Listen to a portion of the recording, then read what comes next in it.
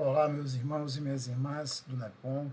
É com muita alegria, com muita satisfação que nos encontramos mais uma vez para abordar uma temática sob a ótica do Espiritismo, essa doutrina tão amada, tão consoladora, tão esclarecedora. E hoje nós abordaremos o tema Disciplina e Educação, que está dentro da temática do mês, Necessidade de Evolução.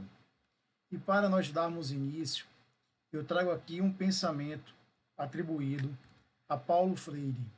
Educação não transforma o mundo. Educação muda a pessoa. E a pessoa, as pessoas, mudam o mundo. Porque é através da educação que nós conseguiremos mudar o mundo em que nós estamos. E não à toa, o nosso grande codificador era um pedagogo, era um educador. Então, o que é educação? Educação é toda influência exercida por um espírito sobre outro, no sentido de despertar um processo de evolução.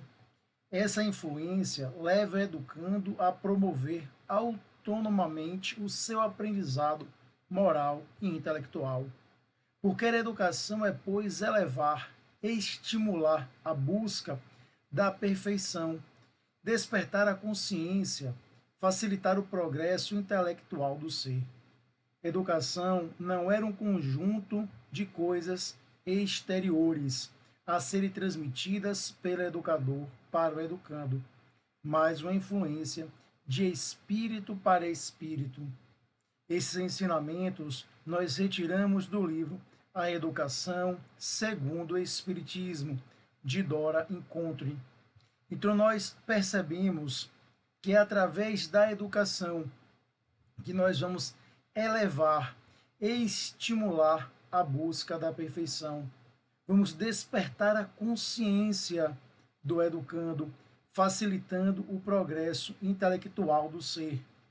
E nós temos que ficar atentos, porque o tempo todo nós estamos educando o outro, pois nós sabemos que o processo melhor de educar, aliás, o único processo de educar, o mais eficiente, não é através das palavras, mas é através do exemplo.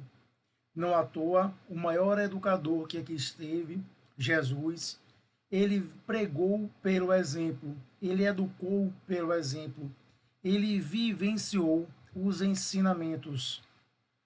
porque se bastasse tão somente as palavras para ensinar, ele ficaria, se nós pensássemos apenas sentado ensinando, ele ficaria sentado falando, mas não, ele optou, ele escolheu, ele sabia que tinha que vivenciar todos os seus ensinamentos, vivenciar o amor que ele veio trazer, porque ele veio trazer essa nova educação, essa educação pelo amor, essa vivência do amor.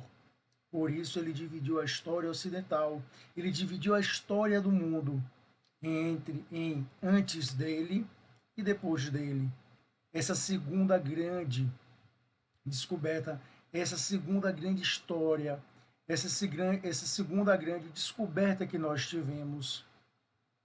Então, quando nós percebemos que é através da educação que nós conseguiremos mudar o mundo, que nós conseguiremos mudar o ser, que nós conseguiremos mudar todas as gerações das pessoas e que nós passaremos a dar uma maior importância.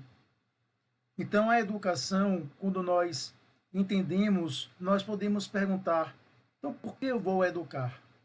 E a resposta nós encontramos no Livro dos Espíritos, no comentário à questão 685, quando assim diz: há um elemento que não se ponderou bastante e sem a qual a ciência econômica não passa da teoria: a educação.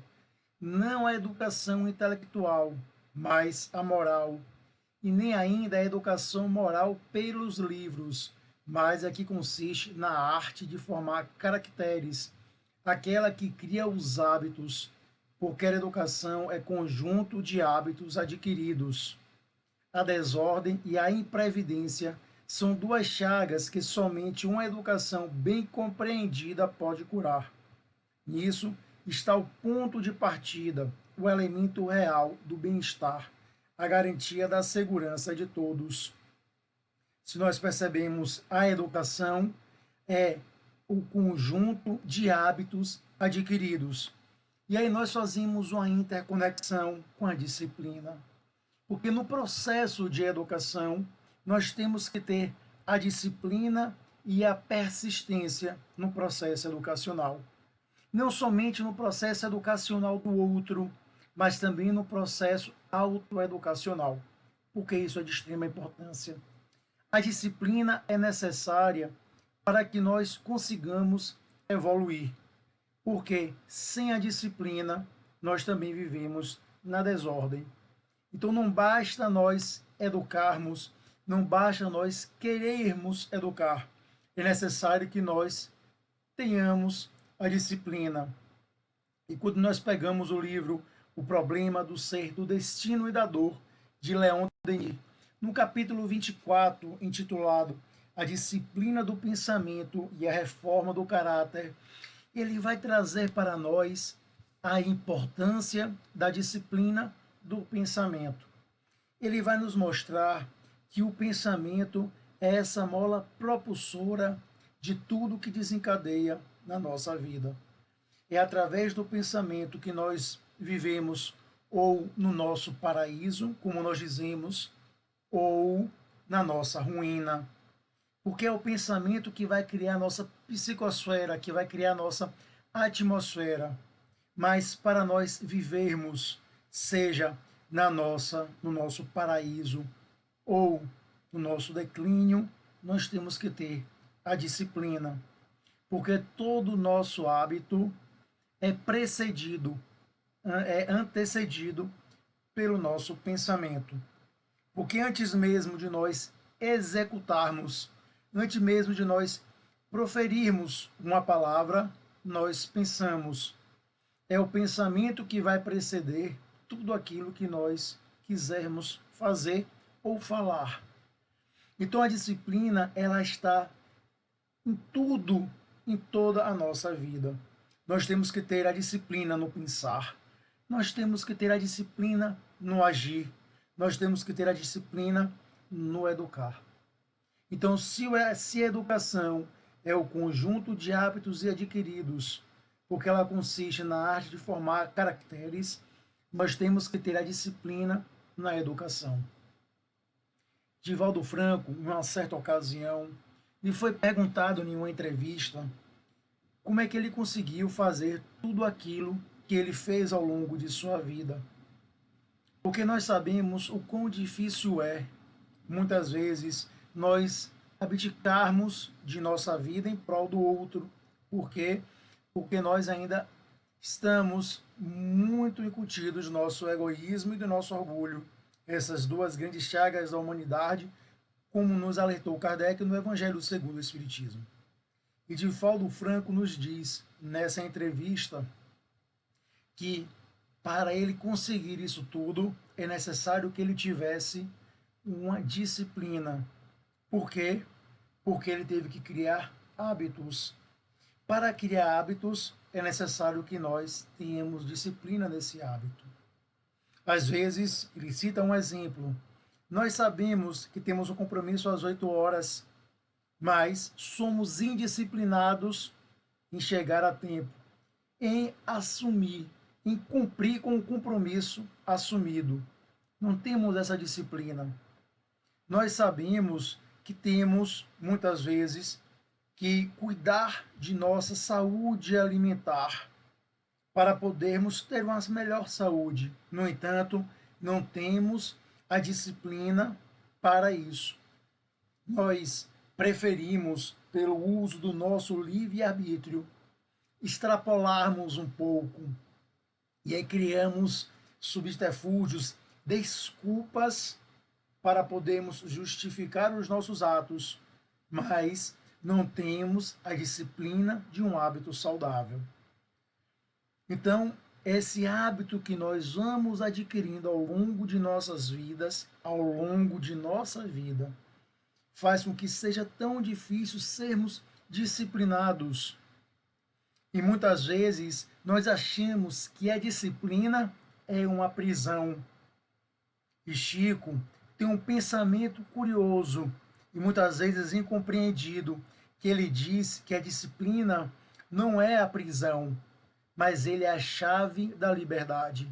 Porque quando nós temos a disciplina, nós conseguimos ter uma melhor escolha, nós conseguimos ter uma melhor visão, porque é através da disciplina que nós conseguimos cultivar bons hábitos. É através da disciplina que nós conseguimos cultivar bons pensamentos, boas atitudes. E no processo educacional, nós temos que ter a disciplina com os educandos. Agora, compreendam isso não somente na questão profissional, para aqueles que exercem a profissão no campo educacional. Temos que compreender isso em nossa vida. Porque nós educamos o tempo todo, sejam nossos filhos, sejam os nossos sobrinhos, netos, sejam aqueles que estão sob a nossa responsabilidade, seja a evangelização no centro espírita, porque nós temos a responsabilidade de cultivar bons hábitos para aqueles que estão à nossa volta. E nós temos que mostrar para eles que é necessário ter força, ter vontade, como Emmanuel muitas vezes nos lembra, que é a vontade, como também consta na codificação, que vai nos fazer agir e vai nos fazer muitas vezes sair desse estado de inércia. Mas temos que imbuir, temos que mostrar que é essa vontade em ter a disciplina que é necessária para sairmos do ponto que nós estamos para o ponto que nós queremos chegar. Porque para cultivarmos bons hábitos não é fácil. Não é uma coisa fácil, porque se fosse fácil, bastávamos ler, por exemplo, caracteres do homem de bem, como está no Evangelho. Bastávamos ler e já incorporaríamos aqueles ensinamentos e nós estaríamos bem. Mas não é simples. Eu lembro que na minha adolescência, nos meus 15, 16 anos, quando eu estava na evangelização do centro, que era sábado às 14 horas, o horário que a juventude, ou no auge da juventude, da adolescência, queria estar na rua curtindo, queria ir para um cinema, queria ir para a casa dos amigos. Minha mãe chegava e dizia: tudo bem, mas antes você vai para o centro. E eu não conseguia compreender aquilo. Achava que era muito mais importante me dedicar àquilo que me dava um certo prazer imediato, que era curtir, que era estar no cinema, que era estar em um shopping, que era estar na casa dos amigos, e não tinha uma compreensão lato sensu, não tinha uma compreensão mais à frente. E aí vem o papel do educador, no caso a minha mãe, para me mostrar: meu filho, você está tendo uma visão restrita, onde fica a importância da evangelização, do cultivo dos bons hábitos espirituais também. Então ela dizia: tudo bem, você pode ir, mas antes vá para a evangelização. Você tem um compromisso assumido com a COBEM, você tem um compromisso assumido com o centro, você não vai deixar de cumprir. Onde está a sua responsabilidade? E eu ia para o centro, porque a evangelização era de 2 às 4 da tarde. E muitas vezes eu me via envolvido, só saía do centro à noite, porque da evangelização já emendava com um grupo de estudo, já emendava com a doutrinária, e só saía à noite. Mas se não fosse essa disciplina no cumprimento do horário que ela me fazia ter, eu não teria me beneficiado das benesses do Espiritismo. Por mais que pudesse ser, naquele momento, incompreendido, mas era a disciplina que me fez perceber isso. Porque muitas vezes nós vemos a disciplina de uma forma muito cartesiana, de uma coisa muito fechada, e não conseguimos perceber as benesses que ela traz. Porque se não fosse a disciplina nos seus ensinamentos, por exemplo, como é que Jesus teria passado tudo o que ele nos passou?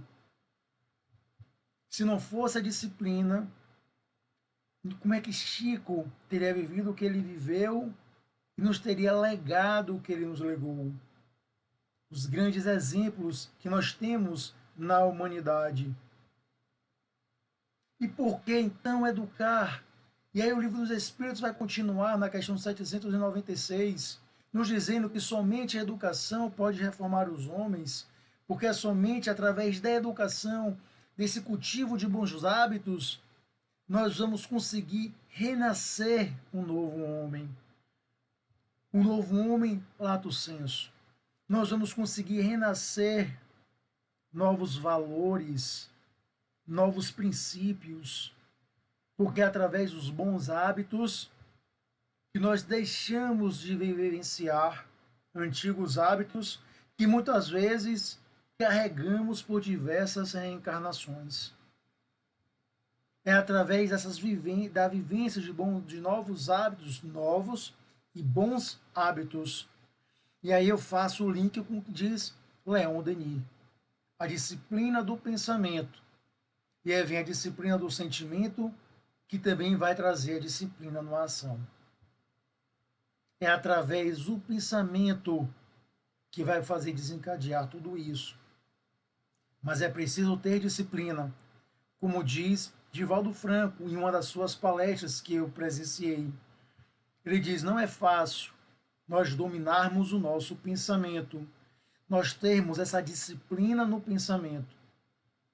Nem sempre conseguiremos somente pensar coisas boas. Nós não conseguimos ser tão providentes dessa forma. Não conseguimos sempre orar e vigiar o tempo todo. Não conseguimos evitar que pensamentos ruins ou pensamentos equivocados sobrevoam nossa mente. Mas podemos evitar que eles criem em nós. A disciplina do pensamento. E no livro Obras Póstumas, Kardec vai dizer que é pela educação, mais do que pela instrução, que se transformará a humanidade. E os educadores somos todos nós. São os professores, são os avós, os pais, os tios, os evangelizadores, todos aqueles que falam em público, todos nós, todos aqueles que estão convivendo em sociedade, porque os nossos atos, as nossas atitudes sempre vão servir de exemplo para alguém. E nós somos responsáveis pelas consequências de nossos atos. Não nos deixemos enganar, achando, mas isso aqui somente uma pessoa viu. Mas isso aqui ninguém viu. Não estamos nunca sós. Porque sempre estamos com a nossa consciência. E a nossa consciência vai saber qual foi o nosso objetivo e a nossa intenção quando agimos dessa ou daquela forma. Mas quando nós temos a disciplina de termos bons hábitos, nós sempre, ou pelo menos nos esforçaremos para sempre agirmos carregado de boas intenções, agirmos bem, agirmos com amor. Mas para isso temos que ter a disciplina dos bons hábitos. Temos que ter a disciplina. E a disciplina temos que ver em nossa vida. Temos que ter a disciplina em nossas atitudes, no nosso dia a dia, nas pequenas coisas, não somente naquilo que nos convém, ou não somente para parecermos o que não somos. Temos que ter, porque sabemos que nos fará bem. Lembremos de Chico. A disciplina não era uma prisão, mas ela é a chave da liberdade. Porque nós teremos a escolha, como diz Paulo, tudo me é lícito, mas nem tudo me convém. Posso fazer tudo, mas será que eu devo? Quando eu tenho disciplina nas minhas atitudes, eu vou poder escolher, será que de fato eu devo fazer isso? Mesmo que eu possa, porque eu vou ter já bons hábitos.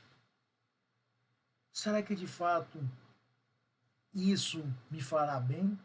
Fará bem ao meu próximo? Será que isso me trará bons frutos? Porque eu sou responsável por tudo o que eu faço e pelas repercussões que meus atos têm. Mas também pela minha omissão. Porque às vezes as pessoas acham, então, que eu não vou fazer nada, irei me omitir em tudo. Sejamos sim, sim, não, não, como disse Jesus, nunca morno. Porque temos que procurar sempre fazer o bem. Somos todos eternos aprendizes e eternos educadores nesse planeta Terra, que tem de seres, como nos ensina a doutrina espírita, não somente os encarnados, os seres físicos, como os desencarnados. E aí eu trago a questão da disciplina, por exemplo, na mediúnica. A importância da disciplina, dos bons hábitos mentais e sentimentais na mediúnica. Tem um livro, Conta Espírita, de André Luiz, psicografado por Chico, que nos diz a importância de termos boa conduta ao longo de nossa vida, principalmente quando também trabalhamos na mediúnica. Por quê? Porque se o mundo que nós estamos é habitado de seres encarnados e desencarnados, corpóreos e incorpóreos, tudo que nós fizermos sempre será um exemplo para quem nos observa. E somos sempre observados.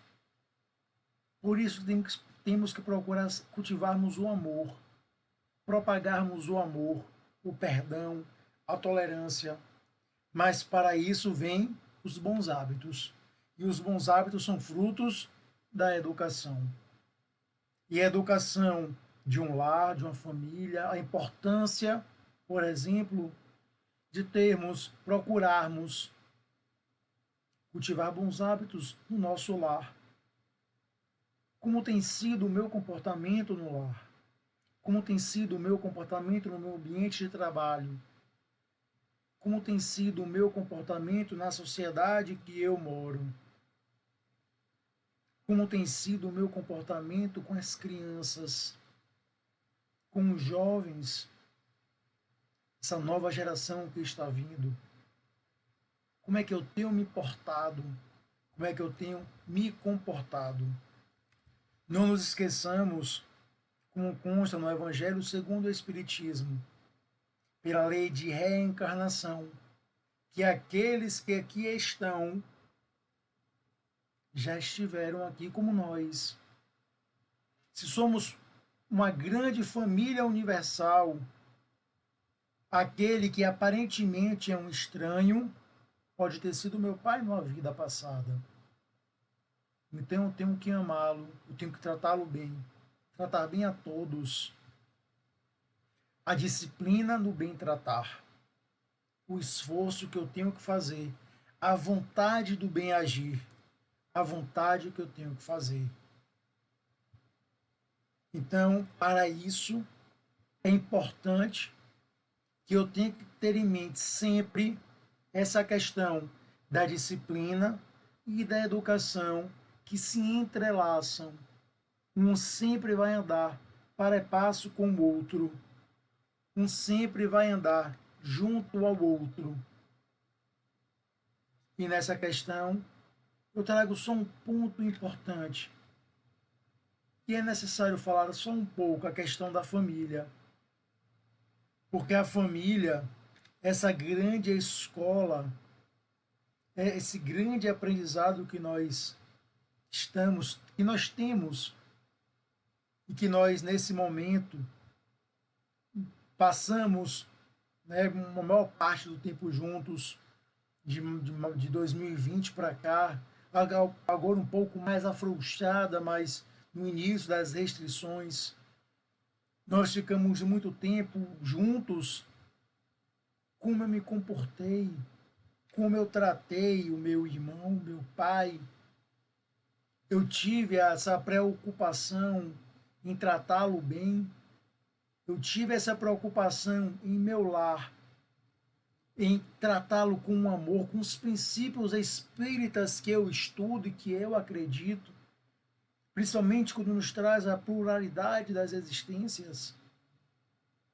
São algumas questões que temos que estar sempre refletindo, porque o processo educacional que o Espiritismo nos traz, ele perpassa a questão material, como nos disse Kardec. Não é uma educação material, existencial, unitária de uma única existência, mas é uma educação moral, uma educação para que de fato nós levemos e temos que dar essa importância, fazendo apenas o comparativo. Qual é a caridade mais difícil de praticar? A caridade moral. Por quê?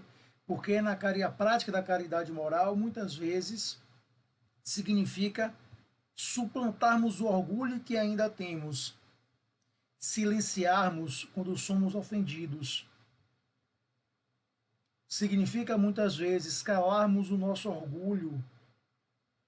Significa muitas vezes abdicarmos de um tempo que nós achamos que temos para nós em prol de alguém. A caridade moral ainda é uma prática difícil de ser feita. E a educação moral, de igual forma. Não é a educação que o Espiritismo traz, a educação dos livros, mas a educação de espírito para espírito.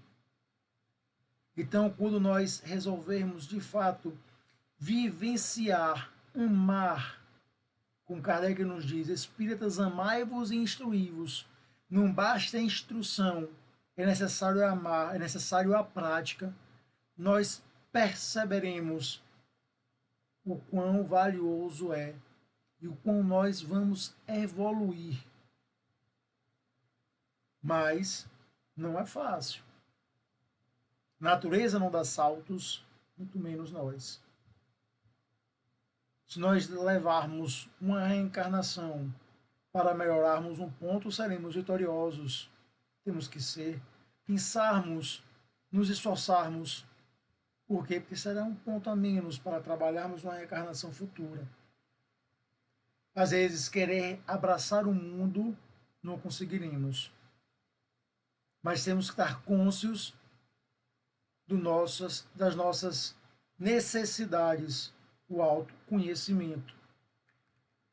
Então, os grandes educadores que nós tivemos, Jesus, Gandhi, Maria Teresa, nos mostraram essa necessidade, essa importância, que muito mais importante, muito mais inspirador do que a teoria é o exemplo existencial daqueles que viveram para nos mostrar que o cultivo de bons hábitos faz com que nós cheguemos a um degrau evolutivo.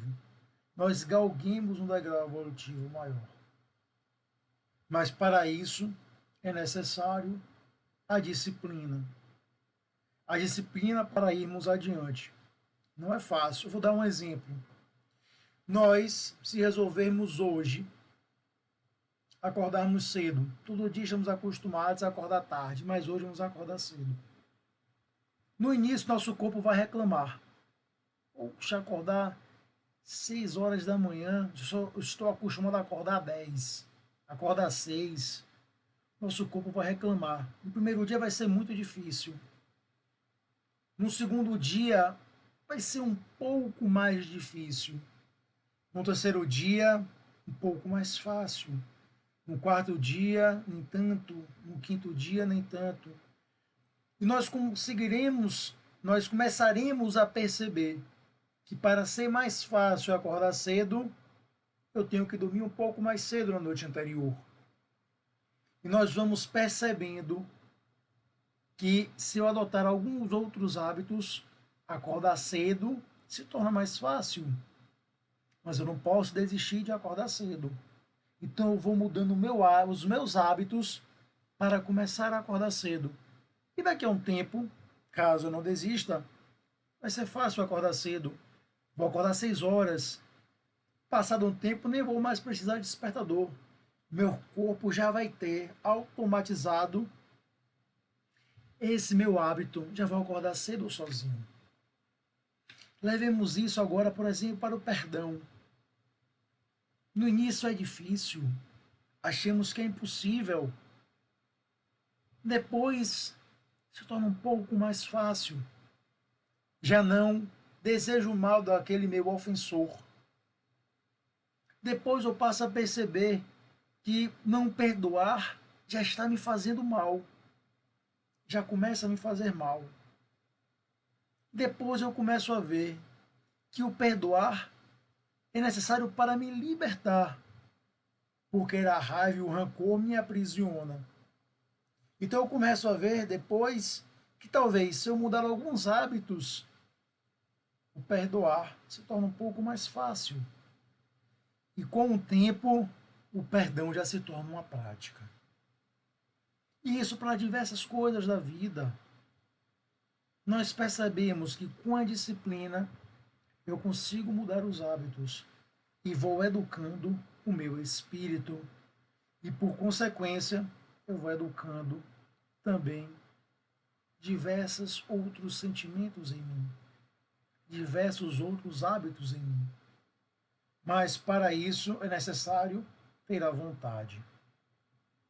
Mas para isso é necessário que eu queira, que eu esteja consciente dessa necessidade. Então é necessário que eu perceba. Sócrates dizia que a educação espiritual é o mais estimável de todos os bens que existem ou poderão existir, tanto para os homens como para os deuses.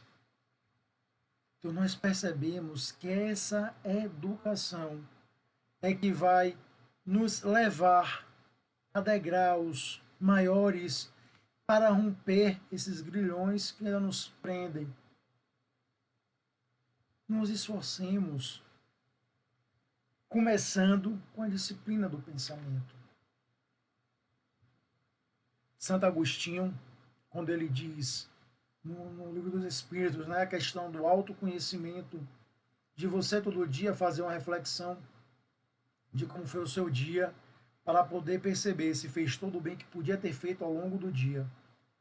Ele também propõe um exercício diário, e você se vê diante do espelho e se perguntar: se fosse eu que tivesse recebido todas as atitudes que eu pratiquei, como é que eu me sentiria tendo recebido aquelas atitudes? É um exercício que nós poderíamos fazer para percebermos como estão os nossos hábitos, para nós percebermos como está a nossa disciplina. Nós fazermos essa tarefa, esse exercício. Então, podemos começar a notar, existe também, eu tenho um hábito de reclamar. Poxa, eu reclamo muito. A questão tem um livro de Divaldo Franco, psicografado, né, pelo estudo de Joana de Ângeles, chamado Gratidão, Psicologia da Gratidão, que ela nos traz as benesses da gratidão, que muitas vezes temos o hábito de reclamar. Reclamar de tudo e não conseguimos compreender, não conseguimos perceber as benesses de as coisas que Deus nos deu. Então, a gratidão que eleva o nosso ser, que eleva o nosso espírito, que hoje já está provado os benefícios da gratidão para tanto o nosso físico, para a nossa saúde, quanto para o nosso espírito. Então, uns estudos já nos mostram como podemos cultivar o hábito da gratidão. Pegamos um pote, todo dia escrevemos uma pequena palavra daquilo que nós temos gratidão ao longo do dia. Por exemplo, gratidão por acordar. Então escrevo, boto no pote. No outro dia, gratidão por respirar. Escrevo, boto no pote. Todos os dias eu faço isso. Então eu vou começando a cultivar em mim o hábito da gratidão. Vou tendo em mim a disciplina por ser grato. Então nós vamos percebendo que existem mecanismos que nós podemos ter para educar o nosso espírito, para educar o nosso ser, para nos educarmos e cultivarmos bons hábitos através da disciplina, através de nossos conhecimentos, porque o Espiritismo já nos dá, o Espiritismo já nos mostra. Então, meus irmãos, para podermos encerrar, eu trago aqui um poema sobre a prece. E a prece, que é das disciplinas que nós temos que ter, essa nossa conexão com Deus. A prece, que é uma forma de nós agradecermos, louvarmos, glorificarmos a Deus, é um hábito que temos que cultivar sempre. Uma instrução que Jesus nos deu: orai e vigiai, vigiai e orai. Oração é o meio de nós nos conectarmos, vivermos um com o Pai, vivemos o tempo todo em conexão com Deus. Então, essa oração, esse poema, essa poesia, foi retirado do livro Parnaso do Além Túmulo, chama Prece, de Alta de Souza, psicografado por Chico Xavier. Diz assim: estendei vossa mão bondosa e pura, Mãe querida dos fracos pecadores, aos corações dos pobres sofredores, mergulhados nos prantos da amargura. Derramai vossa luz, todas esplendores, da imensidade da radiosa altura, da região ditosa da ventura, sobre a sombra dos cárceres das dores. Ó Mãe, excelsa Mãe de anjos celestes, mais amor, desse amor que já nos destes, queremos nós, em cada novo dia, vós que mudais em flores os espinhos, Transformai toda a treva dos caminhos em clarões refulgentes de alegria. Meus irmãos, muito obrigado. Que Deus nos abençoe, hoje, agora e sempre. Muita paz.